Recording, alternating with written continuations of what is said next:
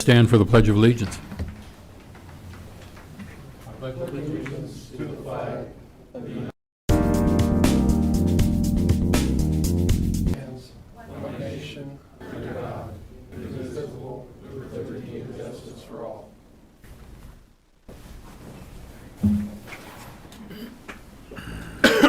Bobby, if you could call the roll. Commissioner Dean Hazelhorst, Present. Commissioner Chair Butch Schleier, Present. Commissioner Neil Younger. Present. We have a quorum. Okay. And the order of business, we will move agenda item 13 concerning the National Heritage Resolution up to item number 6. And we will have one executive session this evening. Prior minutes? Gentlemen, did you get to? Okay. Questions? Okay, then the minutes stand as submitted. Do I hear a motion regarding the consent agenda? I move the consent agenda that we accept items A through G. Second. We have a motion and a second. All in favor say aye. Aye. Motion passes 3-0. Any issues from persons not on the order of business? Okay, our first agenda item is the mental health proclamation. Walt, Kaylee, do you want to say anything?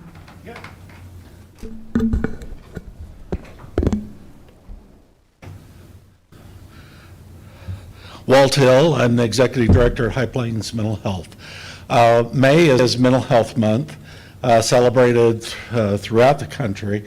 The purpose of that is really to raise awareness about mental health, the impacts of treatment, and particularly to help reduce stigma of mental health. Often mental health has kind of been a hidden thing over the years, and so we found that having bodies such as yours to issue proclamations recognizing this month as Mental Health Month is very helpful to us in getting the word out. So, as always, we appreciate all of the support you provide to the services we offer, and would ask if you would be willing to consider this proclamation to recognize this month. Okay, absolutely, Walt. And I will read through this proclamation here. I have a proclamation in front of me to designate the month of May 2021 as Mental Health Awareness Month.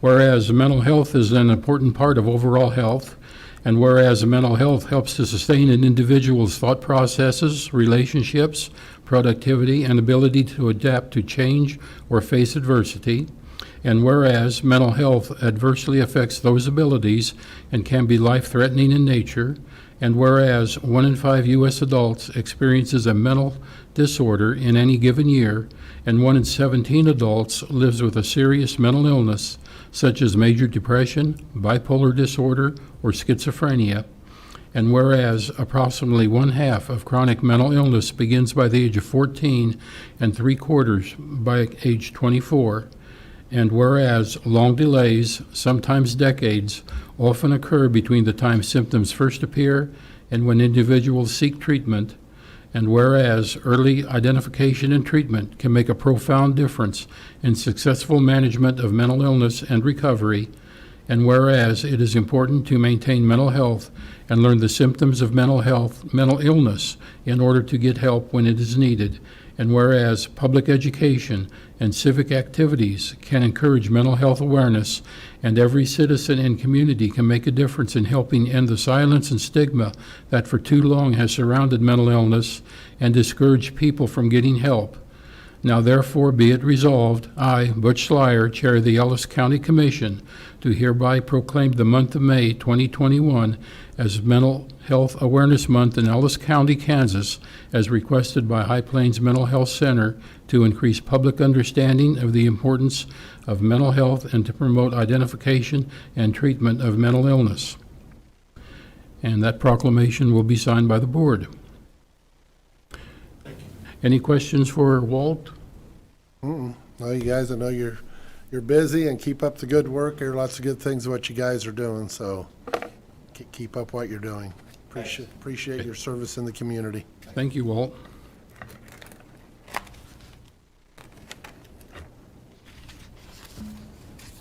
Let me get down here to where I need to be.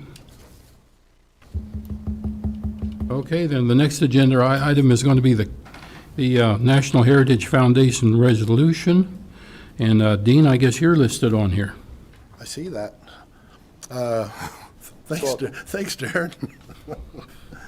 I know while Neil's attended, he went out to Waukene, I attended Vesper, and between the two meetings, there was over 700 landowners between the two meetings, and multiple counties in Kansas now has adopted resolutions, and we have one, Mr. Bill Jeter drew us up one also, and I think it's a good deal. I mean, people just need to know where we stand at, and in our own county, Russell County adopted theirs a week ago, I think it was, or one or 2 weeks ago, whenever it was, doesn't matter. But I think right now, so far, 10 of the affected counties have adopted resolutions, and I think there's about, 5 left. So, and maybe they have already now too. I just got an update yesterday again from the Kansas, Nebraska National Heritage Area group. So I think it's a good deal. People just need to know where we stand at our own county. I mean, a lot of this ground has been in, the farmers' hands and families' hands for generations, and we need to leave it that way too. It's not our job. It's not the government's job to say they can come in and take any ground away. And even though I know I guess it was last week, Secretary Ag did come out and say it's not our intentions to take any ground away, but we don't know that. And at least with a resolution in place, it at least lets us know where Ellis County stands with this. So that's all I have to say, Neil or Butch. I have a question for Mr. Jeter. We have a resolution in front of us. Would this resolution actually stop the National Heritage Foundation from forming a National Heritage Area? No. Okay, The resolution is just, as a county commission, your statement that Ellis County is opposed to that designation of Ellis County as part of that area. okay, That doesn't necessarily stop it from going forward, no. okay. And as far as resolutions go, this resolution only applies to this Board of Commissioners. A new Board of Commissioners would need a newer, updated resolution, That's correct, okay? right. And most things that you do are not binding on future county commissioners, so that's And- not unusual. If a landowner wanted to negotiate with the feds regarding conservation, usage, and that sort of thing, as what's outlined in the executive order, a resolution wouldn't prohibit that at all. No, Okay, would okay, not. okay. That's all I need to know. Commissioner Neal, do you have any questions? Just I'm glad to see our community come together out here with showing up and being proactive in it. And us as commissioners will keep on top along with Mr. Jeter. Make sure that this doesn't happen. We'll do everything we can. So, that's all I have. Okay. Do I hear a motion regarding this issue? As soon as I get there, I will. I move to approve Resolution 21-09 to oppose the National Heritage Area Program. I'll second that. We have a motion and a second. All in favor, say aye. Aye. Motion passes 3-0. Thank you, Dean. Yep. Thank you all for coming too and showing community support.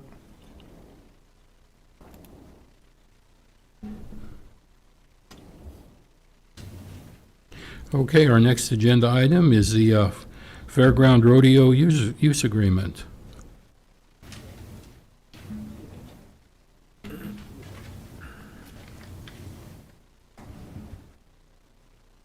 I'm Justin Scheck, Vice President of the Ellis County Fair Board. I'm aware of, I think Darren has sent out a copy of the rodeo agreement to everybody. I think Mr. Jeter has looked at it and went over it. I just want to approach to see if we can go through with this or if we need to do different things. I'd just like to see the rodeo arena get used by other people in the community. We've got a nice facility out there now. I just need to get your guys' approval to see if we can move forward forward with it.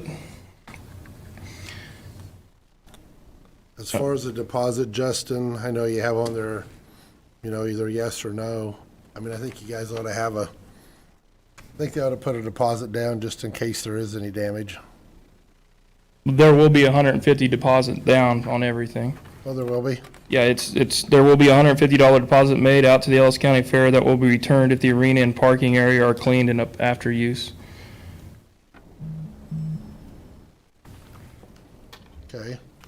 Oh, okay. It's right underneath the I didn't see that price. when I read that, responsibilities and reservations, there it was, Yeah. okay. Thank you. Okay. I just thought that needed to be in there.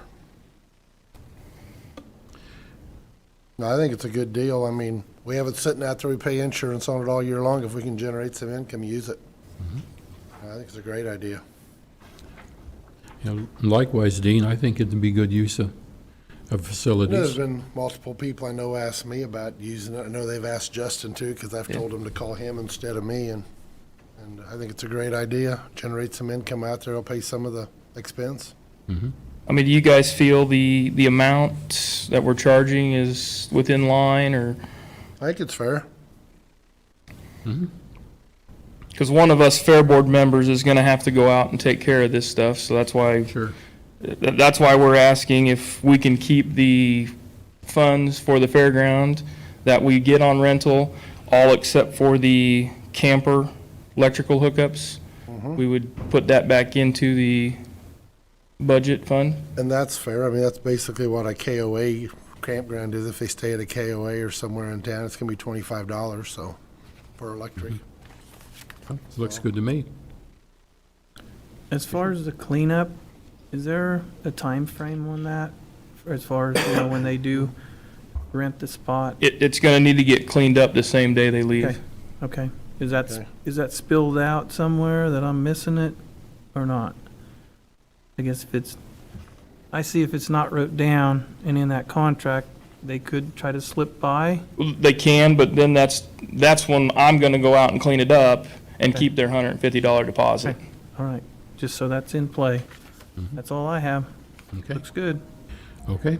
Proceed. Okay, thank you, guys.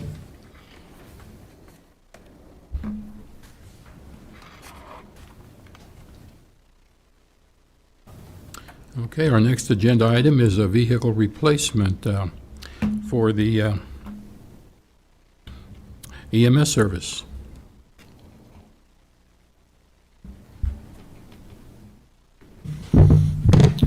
Jason Kennedy, Ellis County Health Services Director. Good evening, Commissioners. Before you, I'm asking for the Commission to approve the purchase of a 2021 Dodge Ram 1500 crew cab. This will be to replace, we've historically in the past gone with Tahoes as our response vehicles.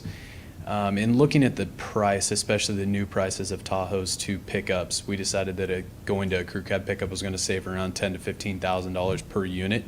And really will give us a pretty similar level of usability while bed covers on them and that kind of stuff. So this would be to replace a 2005 Tahoe with around 105,000 miles on it.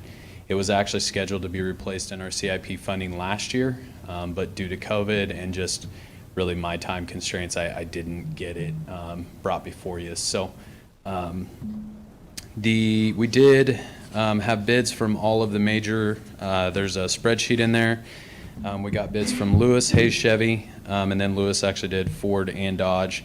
GMC, I reached out to them twice with requests for bids, and they did not choose to submit a bid for this. Then at the bottom of the spreadsheet, I did a quick search basically of applicable used vehicles in Ellis County. Now, these are not bids from those individuals, but they are posted prices on their websites that I utilized for those. They were the only vehicles that kind of met our specifications. They were all considerably older, had a lot more miles, and they were all more expensive than the base entry level of the Lewis Dodge. So I didn't proceed with getting direct quotes from the used market. It just didn't make sense to purchase used when you can buy new for considerably cheaper. So. Do you guys have any questions for me? Well, really pretty straightforward, Jason. Thank you. And this is a necessary vehicle, correct? Yeah, this is one, we have a response Tahoe that the supervisors drive, and then two lights and sirens vehicles that, that the administration that are, we've had for a significant amount of time and are utilized daily for response to scenes and the, pretty much any kind of response.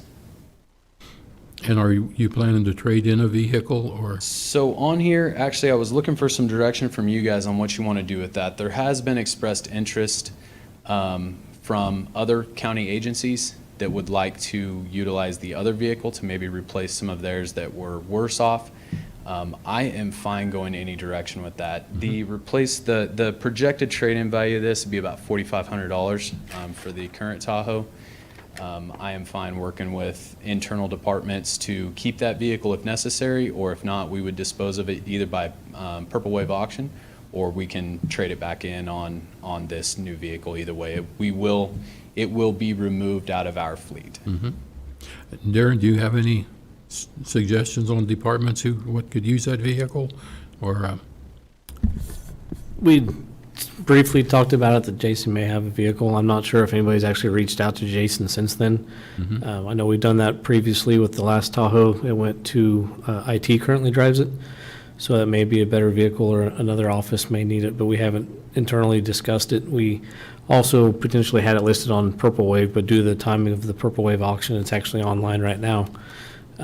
We weren't able to list it on there either, since they still need the vehicle, but we can pursue it. We have an executive team meeting on Thursday. We can talk about it then. Sure. And then we can see if we want to keep it in-house, or if trade it, or put it on Purple Wave. I think if someone can get more use out of it, that could be good too. Yeah, for me, if it can help out another department, I'd much rather keep it in-house. We know the maintenance is good on it. We know, the vehicle's been well cared for, and so if we can use it to replace and help out another department, I would go that way first, and then dispose of it outside of our fleet if no one else wants it. Commissioner Neal, any questions, I concerns? agree. A new vehicle fit right in your great facility you have. I don't want to let it go just for that. We need that, so. Okay, do I hear a motion regarding this? I move that the Ellis County Commission accept the bid from Lewis Chrysler Dodge Jeep of Hayes in the amount of $32,780 for a Dodge Ram 1500 SSV crew cab 4x4 to replace ECEMS vehicle number 7047. Second? We have a motion and a second. All in favor say aye. Aye. Motion passes 3-0. Thank you, Jason.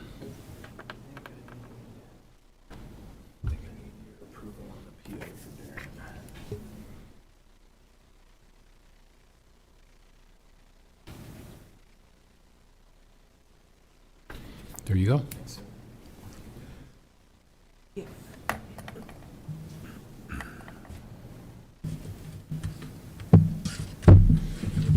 Okay, the next item on the agenda is the high-risk rural road grant. Brendan?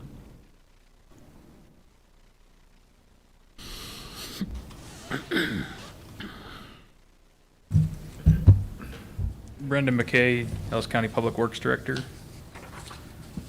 So, the High Risk Rural Road Grant is a grant that the county's applied for numerous times over the last years, and we've been selected for all but one of them. Part of that's due now to KDOT requiring a local road safety plan being conducted. Ellis County was in the first stage of that. So we've completed that. It's basically a hot list of 15 to 20 projects that the state sees value in replacing. So as long as we pick one or two of those projects, we're generally able to get funding for it. So that's what we applied for. It was for 2 locations on Old 40, the Walker Avenue intersection, the Pfeiffer Avenue intersection along Old 40. It'll be updating signage, pavement markings, and potentially adding rumble strips. It's one of the big things that the state, through that local road safety plan, has found to help prevent incidents on those roadways.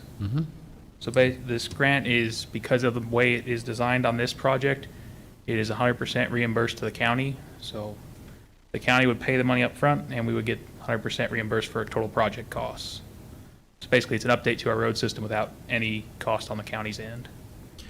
It's one of the last few ones that we have left that are like that. The rest will start going to an 80-10 or 80-20 or a 90-10 Sure. split.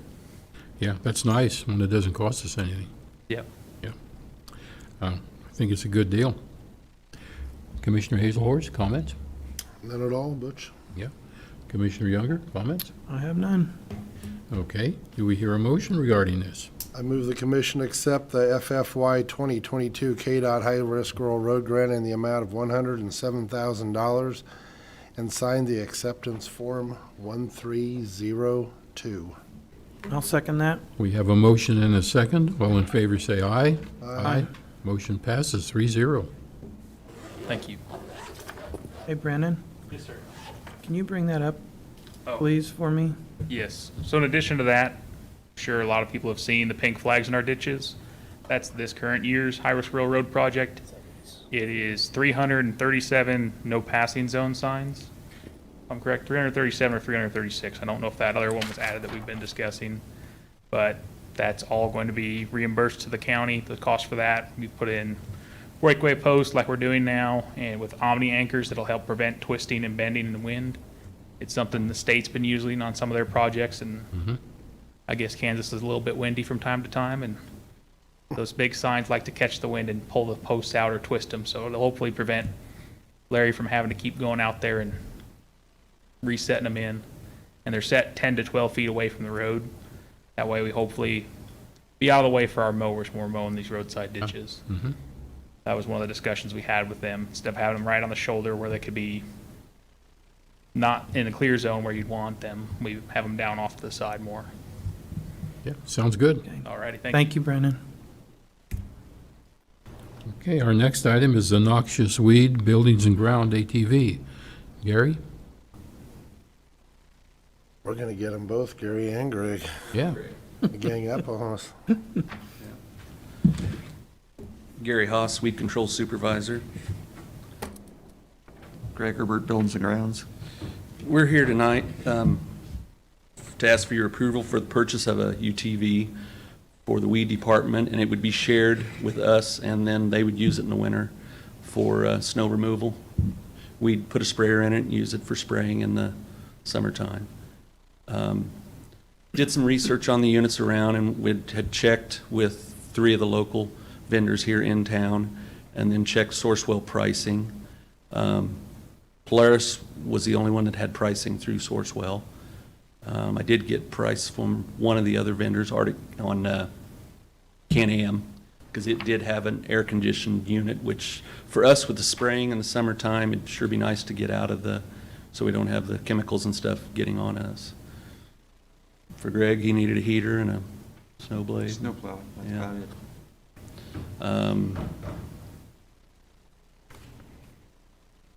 The price jump when moving up to one with the air conditioner was about $2,500, so it wasn't a lot. So that kind of filled our needs.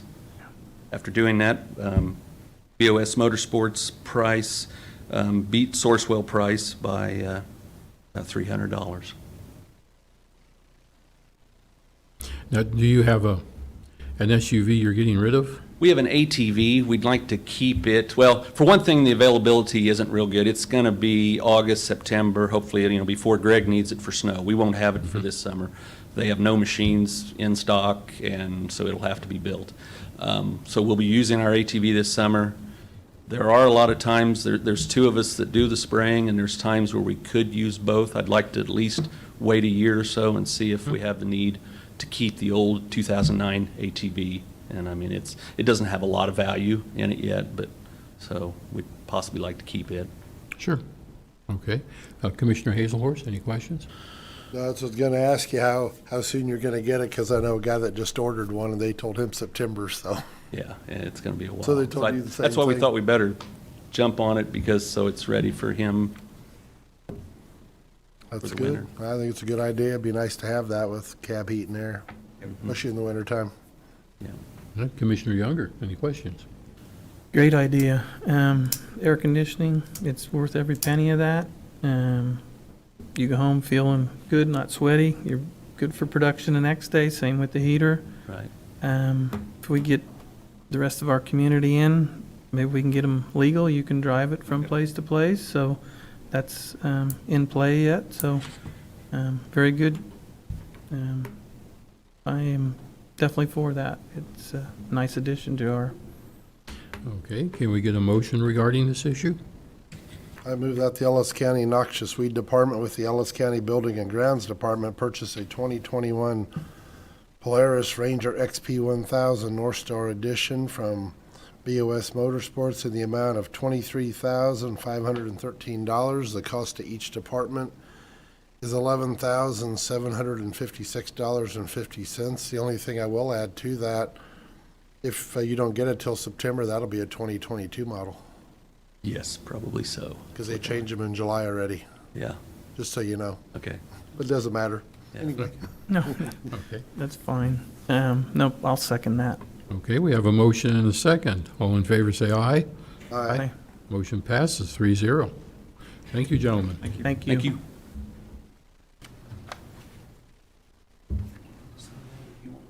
Yeah, I'll put it in the box then. Okay.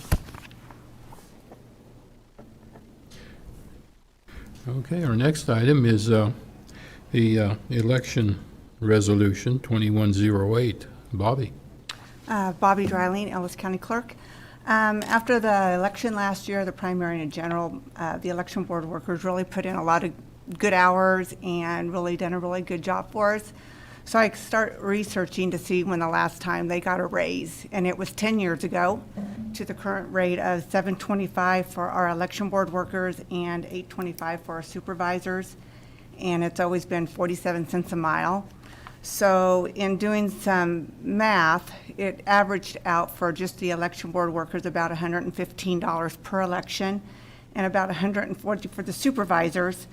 So I just think that, you know, with elections becoming more and more, they're always important, but, you know, they're more scrutinized they've ever been. And I really value our workers that step forward and come work for us. So I'm just seeing if we could go ahead and give them a raise to a set rate, because I ended up polling my clerks within the state, and most of them did just a set wage instead of hourly.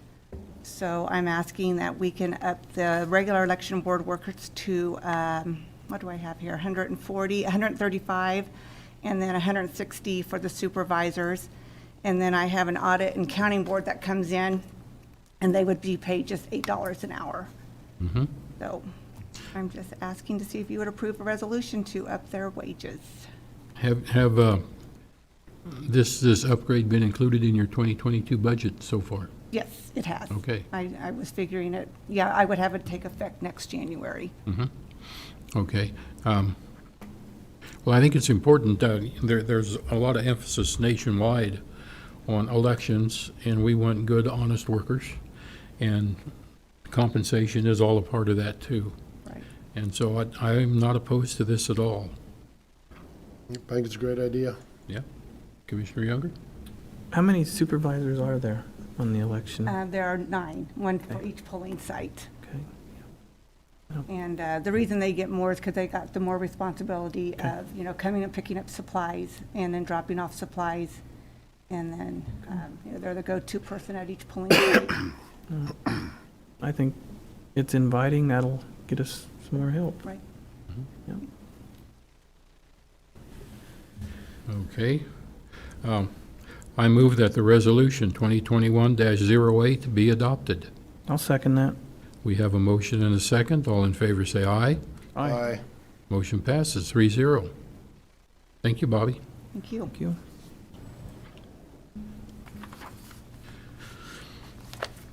Okay, the next item is the 2022 operating budget. Darren? Good evening, Commission. Darren Myers, County Administrator. Before you tonight is about 20 or 30 pages of our budget for next year, so I'm glad you guys each spent plenty of hours over the weekend reviewing it.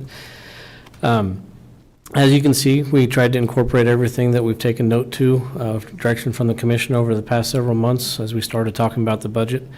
All the departments had submitted their budget requests, and they are within that document. To date, with the exception of 2 changes, the budget is flat from last year. We had discussions in the past regarding the funding for Public Works in regards to the highway fund, as well as creating a new bridge fund. With that, we talked about a certain amount of how that would get funded to the two different funds. And the commission, we talked about 1 mil apiece. So with the budget that is in front of you, the increase is $491,000. What that entails is a $410,000 or approximately 1 mil increase to repair bridges in Ellis County. And the other $81,000 would bring the transfer for the highway fund up to the same $410,000.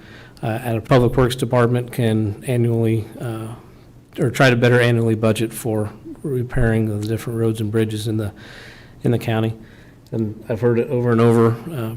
We've got over 1,400 miles of roads that we have to maintain, and I believe there was, how many bridges? 190. I was going to say 160, 190 bridges. So that'll help better fund, adequately fund Public Works, at least get them a better start into the future. The Solid Waste Fund is a decrease in expenditures from last year by approximately $129,000. As you can see in the spreadsheet, as well as the Fire District has an increase of roughly $6,632, and that is mainly accounting for the new computer-aided dispatch software that we implemented to pay for the annual fees for that within the Fire District.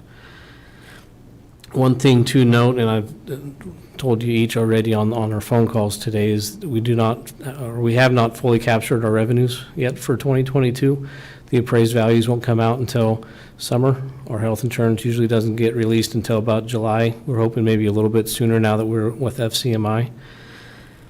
And oil and gas is expected to go up, we believe, by about 50%. So those will have some major impacts within our budget. So with that, I will hand it over for any questions and any direction that you'd like to see for revisions. No, I'll just make a couple of comments. I did go through all of the budgets in their entirety. Nothing really jumped out at me. I think, the increases primarily were due to salary increases and those associated costs. We just done a pretty intensive a road tour last Monday, and it's really eye-opening when you look at all the roads and bridges that do need repair and consistent maintenance. So I do think we need these transfers into the bridge fund and the highway fund, as you have indicated on this. I think that's an absolute necessity in order to maintain that infrastructure. So I don't have a lot of other direction at this time. We'll know more when we get the revenue results and redo or review budgets with each individual department. So, Commissioner Young? I too, like I say, was on the road tour, and if we don't start putting some money away for a bridge fund and that, our roads are gonna get bad. Like we all know, we drive different counties. We've actually got pretty decent roads. Yeah, there's some hot spots that need a little attention, but that'll happen. We've had 2 years of deluge rains, but I do like setting a fund away for road and the bridges and stuff, so we can get our funds built up. So if we need to do something, we absolutely can. So, very good. Commissioner Hazelhorst? Yep, I was actually with some people over the weekend that were from out of county and had been driving our county roads quite a bit, and they said, we got to tell you, these are some of the best roads we get to drive in the state, out in the country, and it was a service company. And so in order to maintain that, Public Works has done a great job, and keep going forward. It's gonna take money to maintain them. We got bridges and roads, and they don't go away. Even after this rain last night, I'm sure we have some roads that probably washed out, I'm guessing, in places here and there. So, it's a constant battle every year, and I think it's a great idea to keep going forward and building that budget back up that basically got robbed from a lot of years. So, it'd be nice to restore it. They're just gonna get older, them bridges, and gotta take care of it. Yes, we do. And keep our community safe. And then in regards to the budget, Darren, and this is still early yet, but are you going to be sending any kind of requests or requirements out to the subsidized agencies as to what we might expect from them? Or Correct. I'd have to open up my calendar. I think it's the 18th. I meet with all of the outside agencies for their budget requests. I'm sorry, I meet on the 18th with the Council on Aging to meet with the three different, or the different agencies requesting funding. The June 7th meeting, all the outside agencies will be submitting all of their documents for your review to the commission, and I've already received a couple of them this far in advance. But June 14th, they will be here at the meeting to review their proposals. Two things, or one thing that you did request within the subsidies was to increase the funding for Grow Haze. And I did increase that in the budget that you see forward in front of you. I think our previous allocation was 27,000, and I increased it to 50, which was what I'd kind of basically gathered from the commission's comments to help us better fund economic development in the county. So that is also in your request. So yes, the long-winded answer is I meet with the Aging Council here in 2 weeks, and you will meet with all the subsidy in June 14th. Okay, sounds good.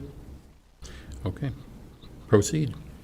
So you don't have any direction specific for the departments at this point? I didn't see anything that I think departments should do. Review their numbers. And as we review the departments individually, at that time, there might be some suggestions made, from me anyway, maybe not, but I'll know more by then. I'm guessing the department heads are telling me in their minds to be quiet and don't ask twice for any more direction, because it's a little bit different than we've had the last 5-6 years on constant cuts and reductions. So we will review this at our executive team meeting on Thursday, and if there is any revisions between now and then, let me know. Their next revisions due back to me are the end of this month, as well as their capital plans, which they're currently working on, and those will be brought to you in June as well, once we start meeting with each department head and appointed or elected officials. And we will set those dates. We have it tentatively set now, but we will set those dates at next week's commission meeting to make sure that we have 2 dates that'll work for all 3 commissioners. Fellow commissioners, did you have any revisions for department heads? No, I mean, I think last year went really well, and I know Darren's worked on it very hard already this year, so I like the direction we're heading. Okay. Keep up the good work.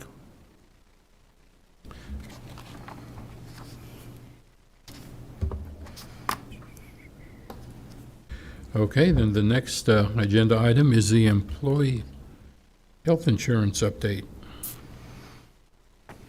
So just a continuation onto the budget. As the commission is aware, we switched from the State Employee Health Fund over to FCMI, which is Freedom's Claims Management, incorporated out of Great Bend. And it all sounded too good to be true at the beginning, that we were going to provide health insurance, a better health insurance to our employees at a lower cost than what would have been available on the state plan. So we have a quarterly report now, since we're 3 months into 2021. And we met last week with FCMI to go over the numbers, and they were all within your agenda packet.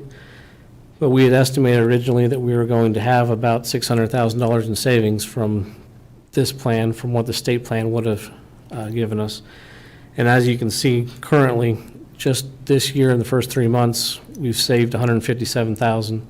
So if you take 150 times 4, that gives you 600,000. So we're on projection to do just that with the 600 some thousand. However, the way the bills and the claims come in, they get paid out. We get the deposits from the employees as well as from our portion for the county. But currently they're sitting $331,000 in that employee benefits fund, and that's just starting since December. So I know interest rates right now are not the greatest, but once those do rebound, instead of overpaying that full amount, which that $330,000 plus would have been submitted to the state plan, it is now sitting into our employee benefits fund, which is going to help gain interest for the county in the future, as well as be able to decrease or help absorb the price increases for health insurance. So I just wanted to give the commission a good update that the projection that we were showing from switching off the state plan is actually working, and we have money, a lot of money savings in our accounts. Sounds good. Looks like we made a good move going to this plan. We've had a little bit of transition issues with, getting some employees switched over, some questions that weren't answered or needed to be answered. And we still got, I think, only 2 cases that we're really following up on with all of our employees that we're trying to get the switch of insurance over from one to the next. But overall, it sounds like everybody's generally happy about it. Okay, great. Good. Commissioner Younger? Good job, Darren, all your staff. Okay. Next, we'll go to the county administrator report. Couple quick items. As I mentioned a little bit ago, Purple Wave. If any of the commissioners or anybody listening would like to purchase any excess items from the county, it is on the Purple Wave website. I know Jason's ambulance is on there. Currently, the fire truck has more money coming in than an ambulance, so go fire department. That's right. But there is about 20, 25 different items on there. One thing, just to update the commission on, we did not list the trailer office building out at the landfill, just for the fact that we got the auction going quicker than we anticipated, and they're needing that office space until the new office is finished. So we're going to ask that we do another auction later this year. So that would open up possibly if we need to list Jason's or the EMS department's vehicle, and Bobby's doing a lot of spring cleaning, winter cleaning in her areas for the clerk. So she's going to have some items that we'll probably bring back and maybe do a second auction later this year. That closes May 25th, right? 25th, yes. I just wanted to make sure the commission was aware, just in case you haven't got a phone call yet. Joe Glassman with Glassman Corporation may be reaching out to you to try to set up individual meetings to talk about their HVAC analysis for the administrative building here. Myself and Greg Herbert met with him last week to kind of go over some proposals of what he thinks is best and most cost efficient and most productive for how we can update this building. So he's wanting to reach out with you and have more of a one-on-one discussion on what those are and answer your questions. So be prepared for that. I do have a meeting with him tomorrow. Okay, so he's reached out. I have one Wednesday. He'll give you a lot of good information. If he's shared it with you already, read through it. That'll help you understand what he's talking about between a VRF system and 2-pipe, 4-pipe, and the different types of processes and boilers that he's wanting to put into place. Yeah, had a long conversation with him. I haven't met with him yet. We just talked on the phone, but possibly later this week, at the end of the week, so. And just so the commission is aware, I wanted to build on top of that. Greg and I have also met with 2 other agencies who want to put proposals. One's being very persistent on trying to meet with the commission.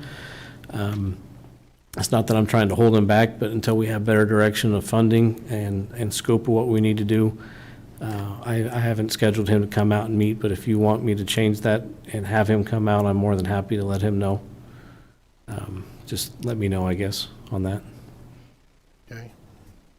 The last 2 things are kind of the same. I have 2 documents I need the commission to sign, and I didn't get them attached to the agenda last week because I was focusing on the budget. The first one is a document stating our understanding that with the Northwest Business Corridor project, we have multiple parcels of land that we have to acquire. There were 2 parcels left that we were not able to settle with the landowners on before the condemnation process had to start. So with our build grant agreement with KDOT and with the Federal Highway, we have to basically sign a document stating that we understand these 2 will be settled in court, and once the appraisers in the court determines what that price is, the county will be obligated to pay that. If we would have had all 37 parcels, we would have basically just signed a different form. It's like Form 1308, I believe is the title of it, just stating that all the required property has been acquired. And then the second document I would request the chair to sign is a similar document in regards to utility easement or utility relocation, basically stating that the county understands that these listed utility companies are the ones that we're in negotiating with or have contracts with to relocate the different utilities throughout that 4-mile stretch of road. So I would ask that the commission allow the chair to sign those, and I can meet with you before we leave here this evening. I brought them with Shouldn't me. be a problem. Okay. We want to get the road done. Yep. We're getting closer. That's all I got. Okay, county commissioner reports. Commissioner Hazelhorst.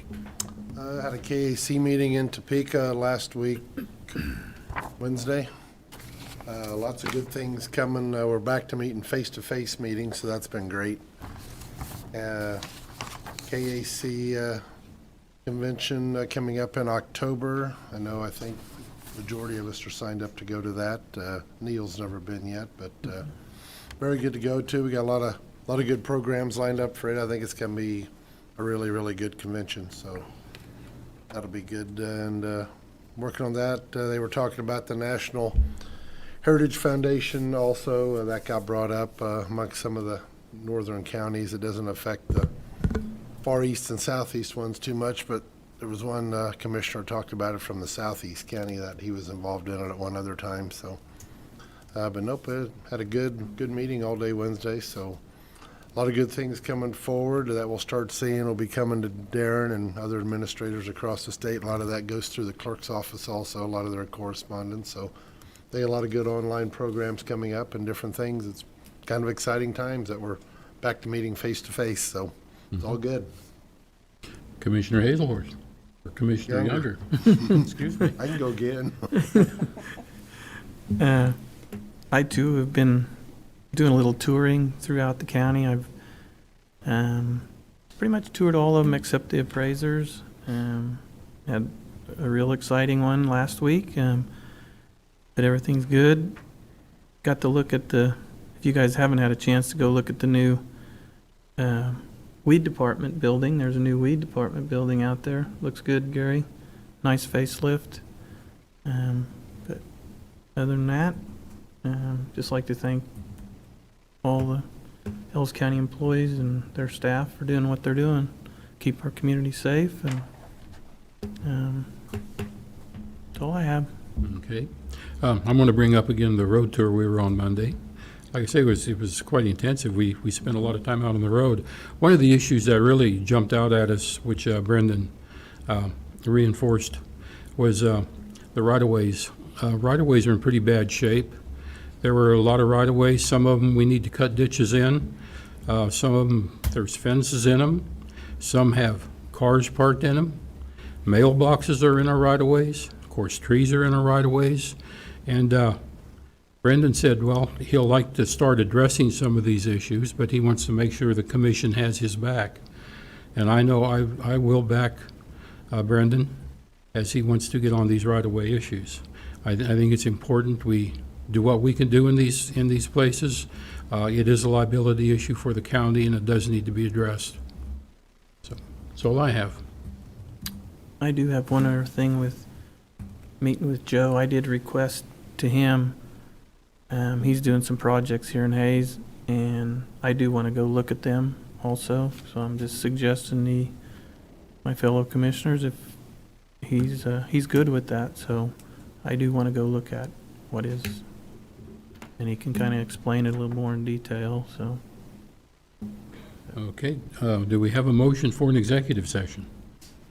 I move that the Board of County Commissioners recess to executive session under the following exemption to the Kansas Open Meetings Act pursuant to the attorney-client privilege exemption, potential lease negotiation.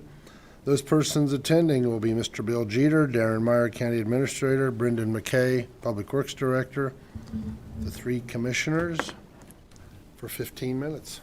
Okay. second that. We have a motion and a second. All in favor, say aye. Aye. Motion passes 3-0.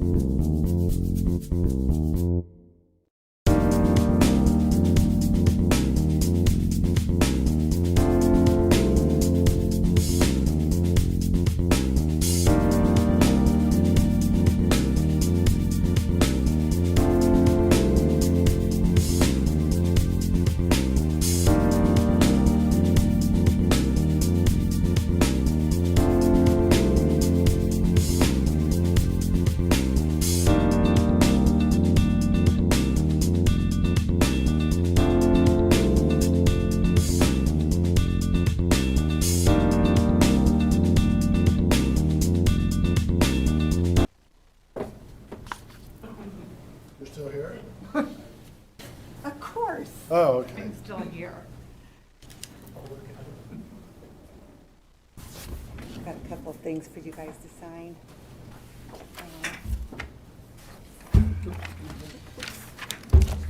Okay, and no further business. The meeting will adjourn at 6:26.